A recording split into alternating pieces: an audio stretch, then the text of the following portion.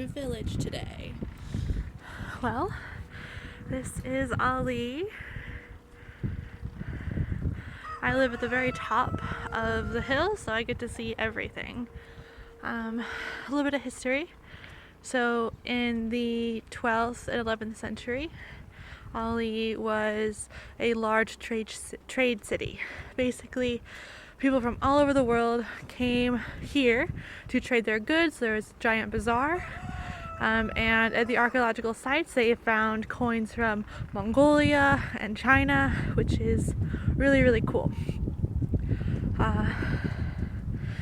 We are also right next to South Ossetia, so if you go basically over this hill, you're in South Ossetia, more or less, which means that we're very, very close to the current administrative boundary line.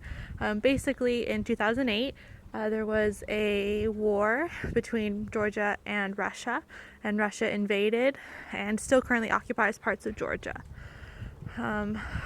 which Georgians want back, but Russia claims that are theirs because there's ethnic Russians living there,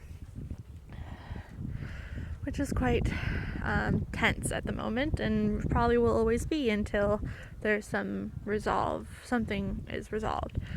You can see in the distance, so there's this really long building.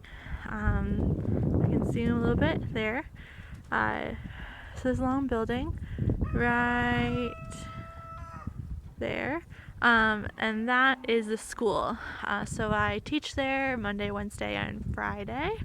And I have, in total, there's about 156 students. I teach around 80. So I teach they're not fourth graders anymore. So they're 5th grade, 6th grade, 7th, 8th, and 12th at Ali School. And over here we have, in the distance, you have the mountains, and those are the fields. So the fields are where a lot of the people here grow their sustenance. So corn, wheat, beans, etc. Which is quite nice.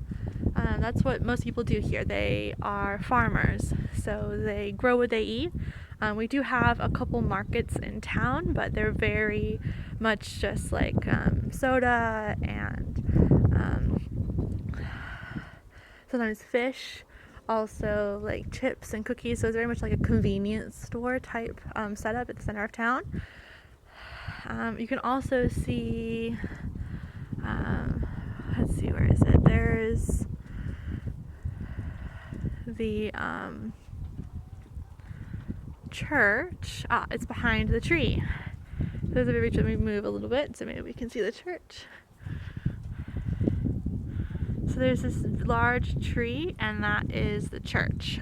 So the church is behind it. Obviously the tree is not the church, which is really great because the most people in Georgia are Orthodox.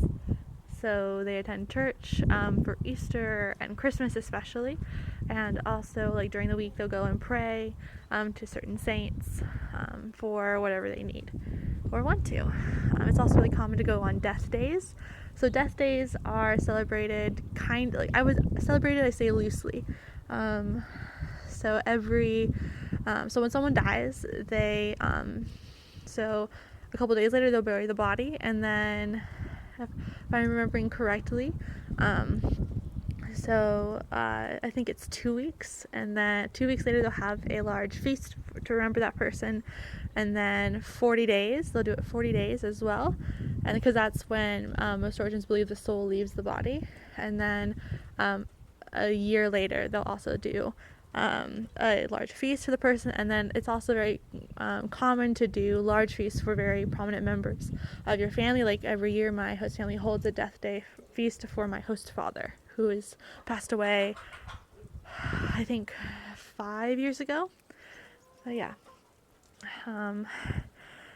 so this is Ali. It's really small. There's only about 1,000 people living here. It used to be bigger, but because of the war and the lack of jobs here, a lot of people have gone to the city. So this is Ali. it's quite content, quite small, which is lots of fun. But yeah, that's my village. Bye.